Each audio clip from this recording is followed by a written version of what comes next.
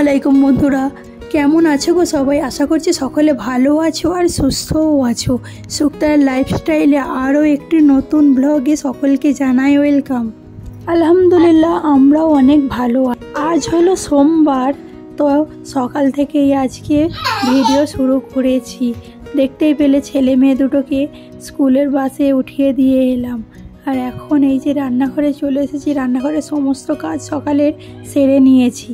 এখন ভিডিওর এই পর্যায়ে এসে এখন রান্না বসিয়ে দিয়েছি। এই যে দেখলে ডিম সিদ্ধ বসিয়ে দিয়েছি একদিকে, আর একদিকে চা বসিয়ে দিয়েছি। তো আজকে ডিম দিয়ে আলু দিয়ে তরকারি করব। এখন এই যে দেখো আমি ব্রেকফাস্ট করে নিচ্ছি, ফ্রুট স্যালাড করে নিয়েছি নিজের জন্য। এটাই এখন আমি খেয়ে নেব। সকাল সকাল আমার হাতে এত সময় থাকে না যে আমি অন্য কিছু একটু রেসিপি তৈরি করে খাবো। তো এটাই আমার মনে হয় সহজ, তাই আমি এই রেসিপিটাই তৈরি করে নিয়ে খেয়ে নিই।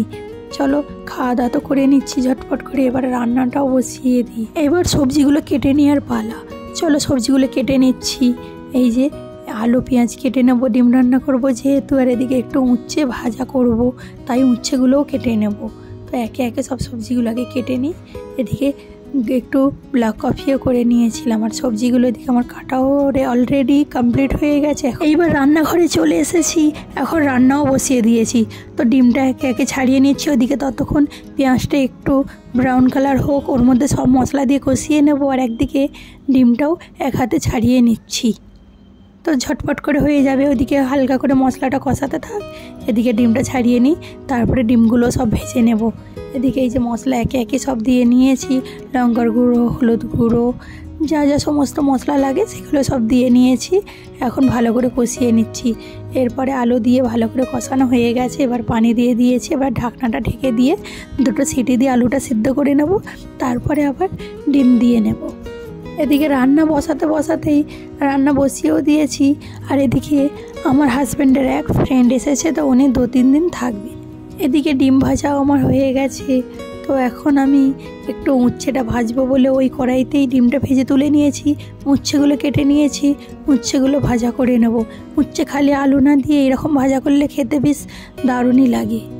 এরকম করে তোমরাও ট্রাই করে দেখবে। একটু পেঁয়াজ দিয়ে নেবে অল্প করে, দিয়ে এর মধ্যে লঙ্কার গুঁড়ো, হলুদ গুঁড়ো, একটু নুন দিয়ে ভালো করে একটু ভাজা করে নেবে, দেখবে খেতে বেশ দারুণই লাগে। এক একদিন রান্না করতে একেবারে ইচ্ছা করে না, আবার এক একদিন এতই এনার্জি বেড়ে যায় যে রান্নাগুলো মনে হয় আজকে আগে ঝটপট করে তাড়াহুড়ো করে নিই। আর রান্নাগুলো করে নিয়েই একটু রেস্ট নেব, একটু বসবো, একটু হাজব্যান্ডের সঙ্গে গল্প করব। কোন না ওয়াইফের ইচ্ছা করে বলো নিজের হাজব্যান্ডের সঙ্গে একটু সময় দিতে, গল্প করতে? সকলের ভাগ্য তার একই না যে ওই একইভাবে যেরকম অনেকে সময় পাই, কিন্তু আমার ক্ষেত্রে তো ঠিক তার উল্টোটাই। এতই রান্নাবান্নায় আমি বিজি থাকি, তো সেরকম সময় পাওয়া যায় না।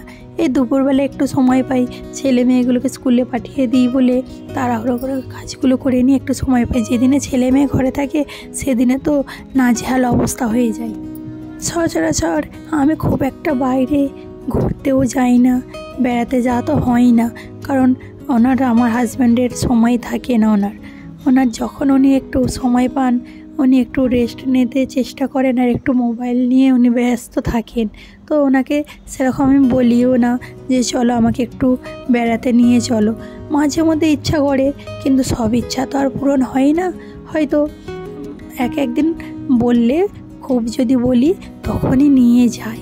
তো যাই হোক, এই পর্যায়ে এসে দেখতেই পেলে যে ওদিকে আমি বোরিং চালু করে দিয়ে পানিটা ভরতে দিয়ে এলাম ট্যাঙ্কিতে।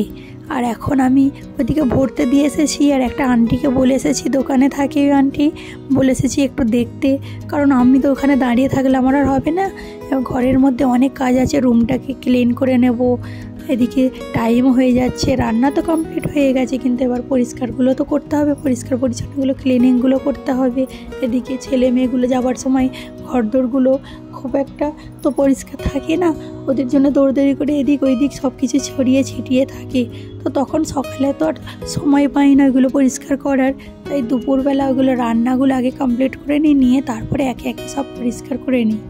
এই যে হাইলাইটারগুলো সব ছেলের হাইলাইটারগুলো স্বামী মেয়ের, তো ও সব ভেঙে দিয়েছে। যখন ও ঘরে থাকে না, ওর ব্যাগগুলো খুলে কোথায় কি আছে ওইসব দেখতে থাকে। মাঝে মধ্যে আমি একটু বকা দিই, আবার মাঝে মধ্যে নিয়ে খেলে বলে আমি কিছু বলি না, কিন্তু ওগুলো যে ভেঙে দিয়েছে সেটা আমি আর দেখিনি। তো ছেলে পরে ওগুলোকে দেখে কান্নাও করেছে। তো ও কাঁদছিল বলে আমি বললাম যে দেখ তোরই তো বোন, ও ছোটো বাচ্চা, তো ও ভেঙে দিয়েছে আর কি করা যাবে। বলছে ওকে কিছু বলবে না, খালি আমাকেই সবসময় তুমি বকা দাও কেন। আমি বললাম তুই বড় তো তাই তোকে বলছি, কিন্তু সত্যি বড়দেরও ইচ্ছা তো করে যে ও ছোটো বলে সব কিছু তো পার পেয়ে যাই, আর আমরা বড় বলে আমরাই কেন বকাটা খাই। হোক, এই পর্যায়ে এসে সমস্ত কাজ সেরে নিয়েছি, গোসলও করে নিয়েছি, আর এখন আমি এই যে লাঞ্চ করতে বসে পড়েছিলাম। লাঞ্চ তো হয়ে গেছে, এখন বিকাল হয়ে গেছে, ছেলেও মেয়ে দুজনে স্কুল থেকে চলে এসেছে। মেয়ে একটু বাইরের দিকে খেলতে গেছে, আর ছেলে শরীরটা খারাপ লাগছিল বলে ও বসেছিল, বাইরে বেরোয়নি। তো আমি এখন ওকে একটু ওষুধ খাইয়ে দিচ্ছিলাম। আমি বলছিলাম যে একটু গ্যাসের ওষুধ, একটু সিরাপটা তোকে খাইয়ে দিই, কারণ ও বলছিল একটু বমি বমি পাচ্ছিল। কদিন ধরে চিকেন ওই একটু তেল মশলা বেশি খাওয়া হয়ে গেছে, তো তাই ভাবলাম না। আর রাত্রেবেলা ঠিক ঘুমটা ওর হচ্ছে না, কারণ অনেক পড়ার প্রেশার এখন বেড়ে গেছে, যেহেতু শুতে শুতে ওর 12:30 1টা বেজে যায়।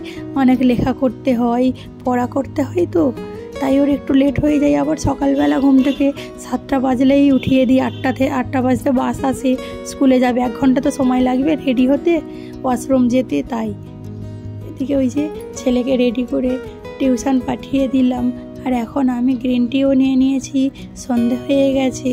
আর দেখতে পাচ্ছ আগে একটু কিচেনটা ক্লিনিং করে নিচ্ছি, যে অতগুলো বাসনপত্র সব ধোবো, তাই ভাবলাম যে কিচেনটা প্রথমে ক্লিনিং করে পরিষ্কার করে নিয়ে একটু শুকিয়ে নিলে বাসনগুলো ধুয়ে রাখলে ভালোই লাগবে। আর নাহলে বাসনগুলো ধুয়ে রাখলে আবার যদি পরিষ্কার করতে হয় তো বাসনগুলোর মধ্যে ময়লা চলে যাবে। তাই ভাবলাম যে না, ক্লিনিংটা করে নিই রান্নাঘরটা। দুপুরবেলা অনেকগুলো কাজ ছিল, যেহেতু পানিও ভরতে হচ্ছিল, তো তাই ভাবলাম যে না, রান্নাঘর পরিষ্কার একেবারে সন্ধ্যাবেলা করবো। এখন আর ভালো লাগছে না, শরীরটা ভালো লাগছে না, তো একটু খাওয়া দাওয়া করে রেস্ট নিয়েছিলাম। যাই হোক, ভিডিওর এই পর্যায়ে এসে একটা কথা না বললেই নয়, তোমরা যে যেখান থেকে আমার ভিডিওটি বসে দেখছো, তো তোমাদের যদি আমার ভিডিওটির কোনো অংশ ভালো লেগে থাকে, এই মুহূর্তে চ্যানেলটি সাবস্ক্রাইব করে নিও ও পাশে থাকা বেল আইকনটি প্রেস করে অল করে দিও, যাতে কোনো ভিডিও ছাড়লেই আগে তোমাদের কাছে নোটিফিকেশানটা পৌঁছে যায় ও তোমাদের দেখতেও সুবিধা হয়। এই যে ভিডিওর এই পর্যায়ে এসে এখন রান্নাঘরটা ক্লিনিং করে নিয়েছি, পরিষ্কার পরিচ্ছন্ন করে নিয়েছি, পুরো পরিপাটি করে নিয়েছি। এখন বাসনপত্রগুলো একে একে ধুয়ে নিচ্ছি, এরপরে মেয়ে আসলে মেয়েকে পড়তে বসাবো। তারপরে যেহেতু হাজব্যান্ডের ফ্রেন্ড এসেছে, উনি 2-3 দিন থাকবেন, তো ওনার জন্যে আজকে একটু চিকেন রান্নাও করে নেব। দুপুরবেলা তো সেরকম কিছু একটু রান্না হয়নি, ওই যে আগে থেকে তো উনি বলে আসেননি, উনি আসবে বলেছিলেন কিন্তু কবে আসবে উনি বলে আসেননি। তো উনি এসেছেন দেশ থেকে যেহেতু, তো 2 দিন থাকবে আমাদের এখানে, তারপরে উনি আরও অন্য ওনাদের গেস্ট আছে ওখানে চলে যাবে। এখন সব রান্নাঘরের এই যে দেখতে পাচ্ছ পরোটা কিনে নিয়ে এসেছিলো, তো হাজব্যান্ড পরোটা কিনে নিয়ে এসেছিলো আর চা করে দিয়েছিলাম, ওই চা দিয়ে পরোটা দিয়ে খেয়ে নিয়েছিল। আর এখন মেয়ে বায়না করছে যে আমি পরোটা খাবো না, কেনা পরোটা আমার জন্য রুটি করে দিতে হবে, তাই ওর জন্য শুকনো রুটি করে দিলাম। আর এখন চিকেনটা রান্না করে নিচ্ছি। আমার ব্যস্ত জীবনের সারাদিনের রুটিন সকাল থেকে রাত অবধি এইভাবেই তোমাদের সাথে শেয়ার করলাম। তো আজ এই পর্যন্তই, পরে দেখা হবে একটা নতুন ভিডিওর সাথে। সকলে ভালো থেকো, সুস্থ থেকো, আর আমার জন্য দোয়া করো। আল্লাহ হাফেজ।